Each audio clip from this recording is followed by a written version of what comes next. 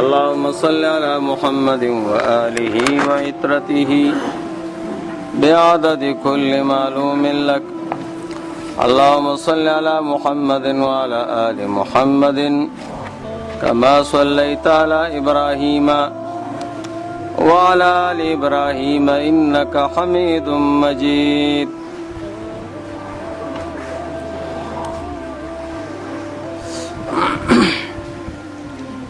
د پیشمنی متعلق پنځلسو مسلو ته خیال کوئ.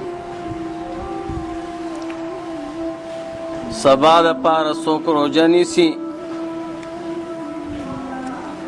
او د شپې اخره حصہ کې پاسېږي او خوراک کوي د دې دپاره چې سبا ورځ راته روژه نیول اسانه شي، دې ته پیشمنی وایي. عربی کې ورته سحور وایي. د دې متعلق پنځلس مسائل ضروری هغې ته خیال کوئ. نمبر 1 پیشمنی کول مستحب دي، یعنی د ثواب خبره ده. که چا پیشمنی ونه کړ نو روژه کې فرق نه راځي، روژه کېږي، خو د پیشمنی چې کم ثواب ملاویږي نو د هغې نه محروم شو. علما وایي 4 قسمه روټۍ داسې دي چې څوک یې خوري نو الله پاک ورسره حساب نه کوي. نور چې هره نوړۍ مسلمان علي د هغې به دې تپوس کېږي.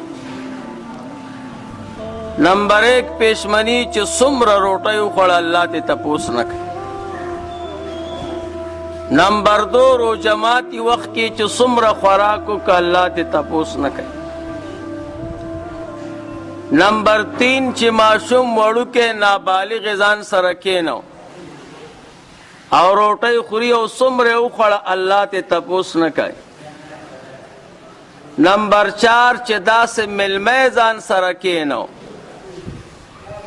چې د هغه په نوم کې محمد راځي صلی الله علیه وسلم او د داسې انسان سره روټۍ وخوړه الله دې تپوس نه کوي. نو پیشمنی چې دی دا د ثواب خبره ده، نو کول پکار دی او ثواب دی، خو که چا ونه کړ نو روژه کې فرق نه راځي. مونږ او تاسو اکثر چې پیشمنی ونه کړو بیا سهار روژه نه نیسو، وایي څه ضرورت دی، پیشمنی هم نه دی کړی او خرابی بم. نو د دې د روژې سره د فساد او د اصلاح سره تعلق نشته، د ثواب مستقل ثواب چیز دی. پیشمنی به سړی څه ټیم کوي؟ د شپې اخرنۍ حصہ کې شپه به شپږ حصې کې نو هغه شپږمه حصہ کې چې دی نو پیشمنی کول پکار دي، وختي نه. او پیشمنی کې رستواله مستحب دی، خدا سے نه چې بانګ در باندې ووایي، د بانګ نه مخکې به پیشمنی بند دی.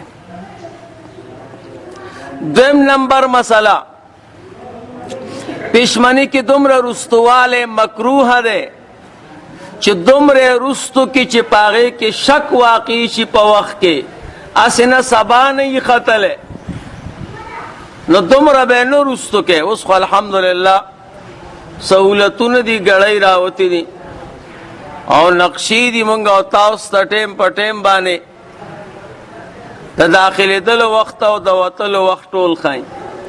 مخکې زمانه کې به تکلیف ډېر و، نو لہذا دومره به یې رستو کې نه چې بیا دې په هغه وخت کې شک پیدا شي چې هسې نه سبا نه وي. نمبر 3 د پیشمنی او د سبا ختلو په منځ کې وقفه څومره پکار ده چې سړی پیشمنی وکړي او بیا وروستو سبا وخیږي، نو فاصله څومره پکار ده چې قاري صاحب پکې 50 آیاتونه تلاوت کولی شي.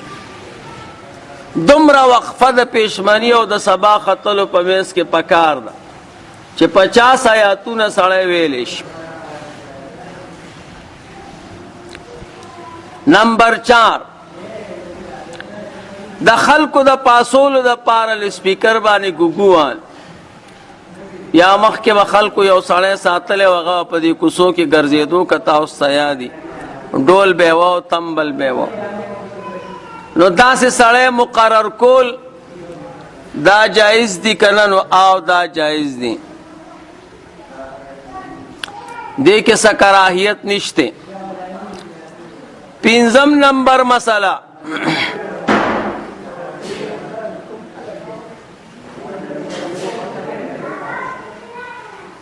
یو سړی د پښمنی را پاسېده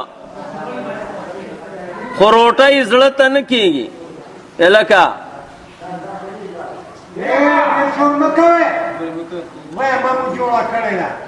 که یو سړی پښمنی ته را پاسېده او روټۍ زړه ته نه کېده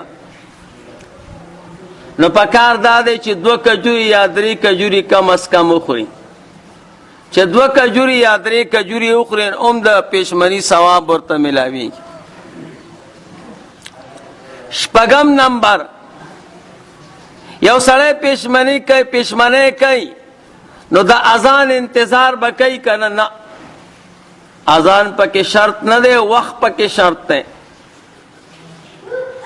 زمنګ د زمانی اذان کوونکي اړو وخت نه پیژني، حالانکه د امامت لپاره چې څومره شرطونه دي دومره اذان کوونکي د پاره هم پکار دي. اذان کوونکي یو شرط بس یې وایي چې دی به عالم وي په اوقاتو، دته به وختونه معلوم وي نو هلې به بانګ کوي. مونږ او تاسو داسې دور کې وو چې د ټولو نه ناپوهه وي نو هغه بانګ کوي. څومره چې امام کې شرطونه پکاري د دې نه سیوا اذان کوونکي کې پکار دي. هر سړی به اذان نه کوي نو اکثر بې وخته بانګ وایي، نو که اذان کوي او وخت داخل نه وي مونږ او تاسو به پښمنۍ کوو که نه؟ او د اذان انتظار به نه کوو چې اذان وشو بانګ وشو اوس به زه پښمنۍ نه کوم.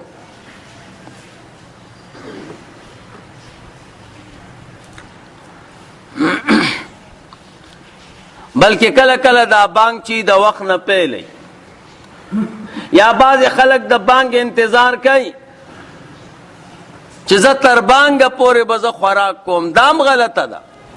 بانګ خو په سبا کې کېږي، پښمنۍ به د سبا نه پیله ختمه.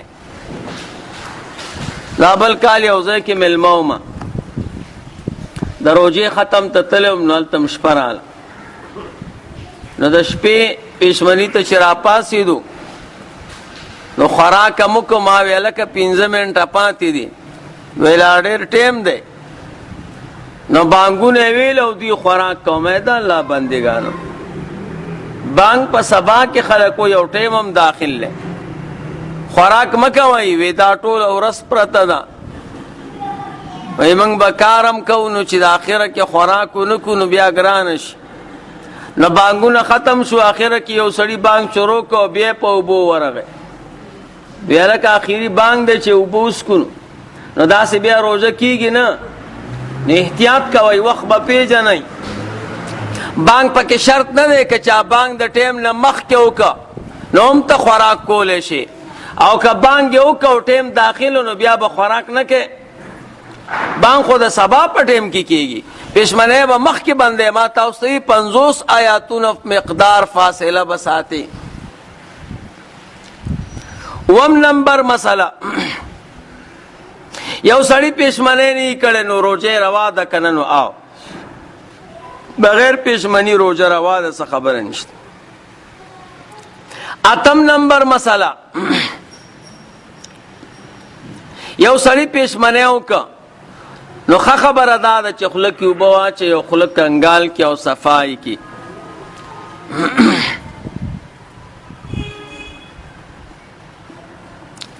نو دا صفا کول ورته مستحب دي چې په غاښونو کې څه ونن خلیږي او سبا یې روژه خرابه نشي.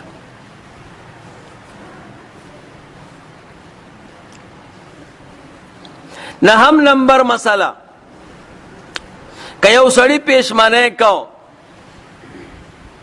او دده دا ګمانو چې سبا لا ختلی نه دی، دی وی لا وختي دی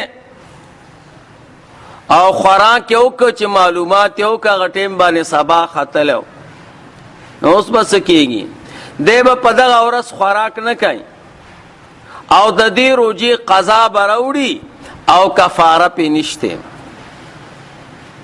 لسم نمبر مسله د یو سړي په سبا کې شک پیدا شي هسې نه سبا نه نو دی به څه کوي نو خوراک به پرېږدي چې دی شک پیدا شي هسې نه سبا نه راختلی نو خوراک به پرېږدي او که دغه ټیم کې خوراک وکړه د شک په وخت کې نو روجې وشوه که نه او وشوه خو تر څو پورې چې دا یقین پیدا شوی نه چې سبا ختلی دی که یقین پیدا شي چې سبا خو ختلی نو بیا پې قضا ده او کفاره پې نشته. یو لسم نمبر مسله دو کسانو گوئی ورکړه چې هلکه سبا ختلی دی روټۍ مه خوره دو کسان نور راله وی دی دروغ وی سبا لا نه دی ختلی خوراک کوه او دی سړي خوراک وکړو د دې رستنو ګوانو خبره ومنله او چې بیا معلومات وشو نو سبا ختلی نو دی به قضا هم ورکوي او کفاره به هم ورکوي د دې روجې قضا به هم راوړي او شپېته روجې به نورې نیسي یو شپېته ځکه دوو کسانو ګویي ورکړې وه چې سبا ختلی دی نو د هغوی به دې منلې وه او تا د دې رستنۍ ومنه. دیارلسم نمبر مسله یو سړي پېشمانی کوو او ډېر خلک راتن نه شو ورته ویې هلکه سبا ختلی او ته خوراک کوې ډېر کسانو هغه سړي ورته وی چې سبا ختلی دی او ما خوراک وکړه نو بس بیا خو زما روجه نشته دا ګمان یې وکړه چې بیا خو زما روجه ماته ده ځکه سبا ختلو نه وروستو مې خوراک وکړه نو بس بیا د هغې نه وروستو نور خوراک هم وکړه د هغوی د خبر نه وروستو سبا چې معلومات وشو چا نه تپوس ته ټیم وکړه هغه خلکو چې کم ټیم ورته یاد کړی و د خوراک په وخت کې هغه اولنی خوراک کې د سبا نه پیلو او دا رستنی خوراک کې د سبا نه وروستو نو اوس به څه کېږي نو د دې روجې قضا پې شته او کفاره پې نشته.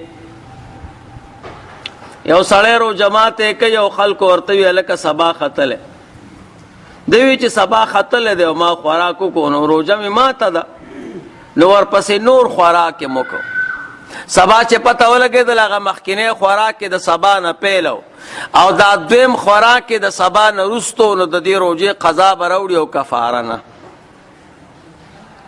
څوارلسم نمبر مسله که یو سړي ورته وي دا خو ډېرو کسانو ورته وي هلکه سبا ختلی که یو کس ورته ویلو چې سبا ختلی دی او ده وی بس زما خو روجه ونه شوه وروستو بیا خوراک وکړه نو بیا پې قضا هم شته او کفاره هم پې شته دواړه به ورکوي.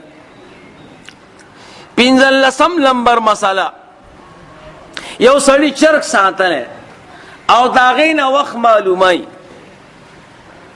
نو په دې کېږي که نه کېږي نو که دا چرګ داسې و چې ده د مخکې نه ساتلی او ده پې تجربه کړې وه چې چرګ اله بانګ ویلې چې کله سبا ختلی نو که تجربه پې شوې وه او بیا چرګ ځان ته ساتلی دی نو د چرګ په بانګ باندې روجه بندول او روجه نیول دا ټیک دی او که نه تجربه کار چرګ نه و مخکې پې چا تجربه نه ده کړې نو بیا به د چرګانو بانګونو پسې نه ځې وخت به هغې پورې نه تړې.